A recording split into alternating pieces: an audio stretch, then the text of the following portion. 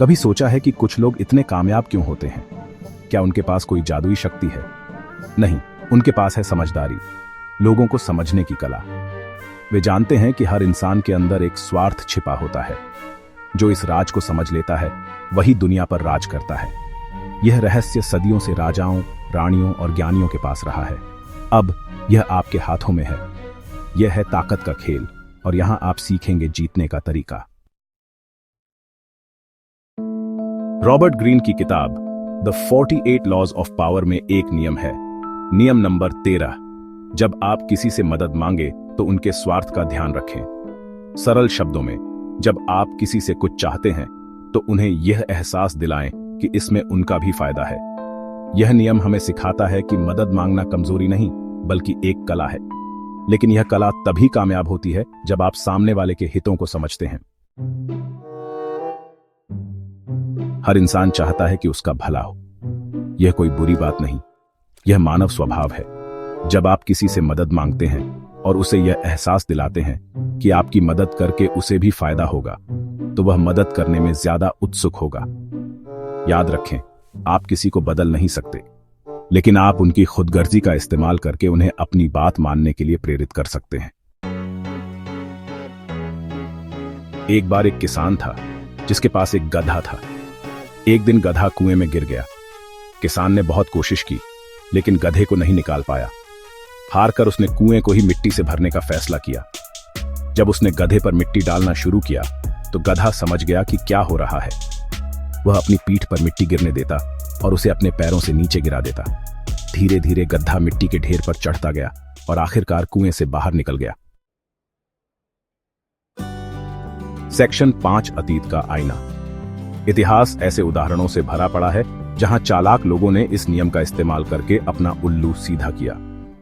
Genghis Khan, Sikandar महान, चाणक्य, इन सभी ने अपने विरोधियों को हराने और अपनी शक्ति बढ़ाने के लिए इस नियम का इस्तेमाल किया।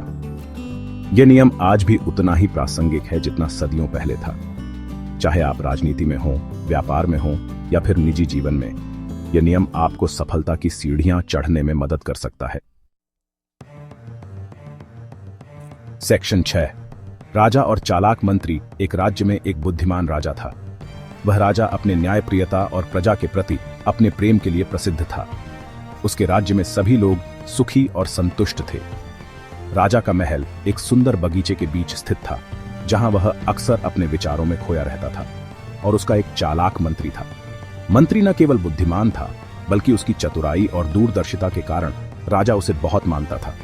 मंत्री हमेशा राजा के साथ रहता और हर समस्या का समाधान निकालता। एक बार पड़ोसी राज्य ने युद्ध की घोषणा कर दी। पड़ोसी राज्य के राजा ने सोचा कि वह इस राज्य को आसानी से जीत सकता है। उसकी सेना बड़ी और शक्तिशाली थी और उसने अपने सैनिकों को युद्ध के लिए तैयार कर दिया। राजा चिंतित था क्योंकि उसकी सेना छोटी थी। वह सोचने लगा कि कैसे अपने राज्य और प्रजा की रक्षा की जाए। राजा ने अपने मंत्री को बुलाया और उससे सलाह मांगी। राजा की चिंता उसके चेहरे पर साफ झलक रही थी। मंत्री ने राजा से कहा, चिंता मत करो महाराज, मैं पड़ोसी राज्य के राजा को बिना लड़े ही हरा दूंगा। मंत्री ने राजा को आश्वासन दिया कि वह एक योजना बना चुका है जिससे युद्ध को टाला जा सकता है। राजा ने मंत्री पर विश्वास किया और उसकी योजना को सुनने के लिए तैयार हो गया। मंत्री ने पड़ोसी राज्य के राजा को एक संदेश भेजा। संदेश में लिखा था कि हमारे राज्य पर आक्रमण करने से पहले कृपया विचार करें कि युद्ध में दोनों ओर के सैनिक मारे जाएंगे। मंत्री ने संदेश को बहुत ही चतुराई से लिखा था ताकि पड़ोसी राज्य का राजा सोचने पर मजबूर हो जाए। हमारे राज्य पर आक्रमण करने से पहले कृपया विचार करें कि युद्ध में दोनों ओर के सैनिक मारे जाएंगे। मंत्री ने यह भी लिखा कि इससे अच्छा है कि हम एक दूसरे को सोने के सिक्के भेंट करें और शांति बनाए रखें। मंत्री ने यह संदेश भेजते समय यह ध्यान रखा कि पड़ोसी राज्य का राजा लालची था और सोने के सिक्कों का लालच उसे युद्ध से रोक सकता है। इससे अच्छा है कि हम एक दूसरे को सोने के सिक्के भेंट करें और शांति बनाए रखें।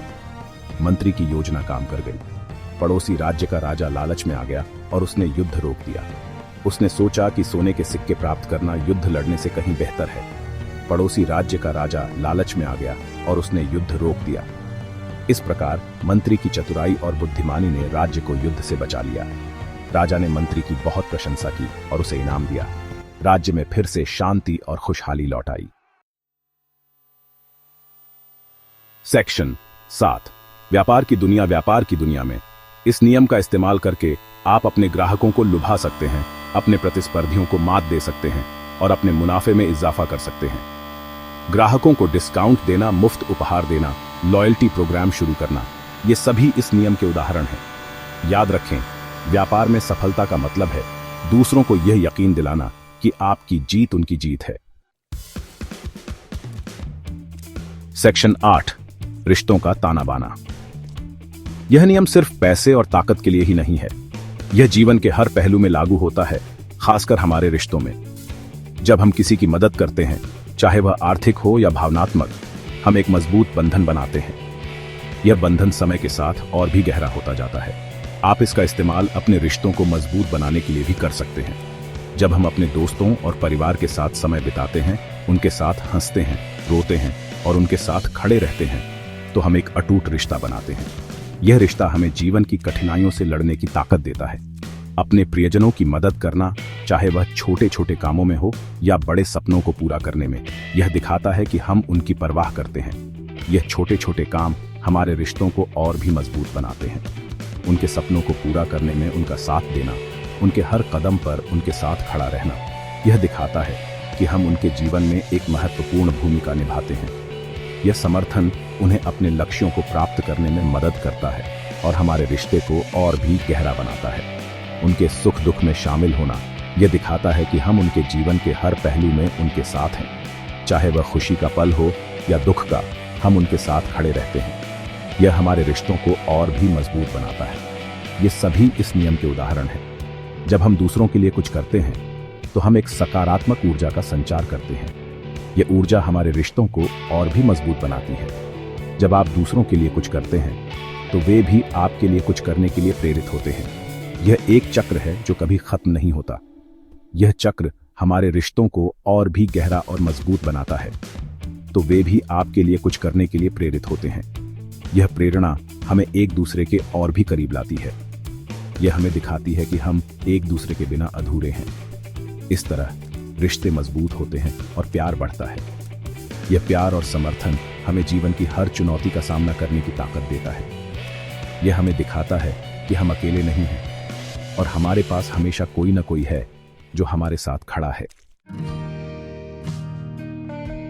सेक्शन 9 जिंदगी का सबक। रॉबर्ट ग्रीन का 13वां नियम हमें जिंदगी का एक अहम सबक सिखाता है।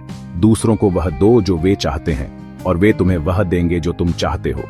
यह नियम केवल लेन देन के बारे में नहीं है, बल्कि यह एक गहरी समझ और सहानुभूति पर आधारित है। जब हम दूसरों की जरूरतों और इच्छाओं को समझते हैं, तो हम उनके साथ एक मजबूत और स्थायी संबंध बना सकते हैं। यह संबंध न केवल व्यक्तिगत जीवन में, बल्कि पेशेवर जीवन में भी महत्वपूर्ण है।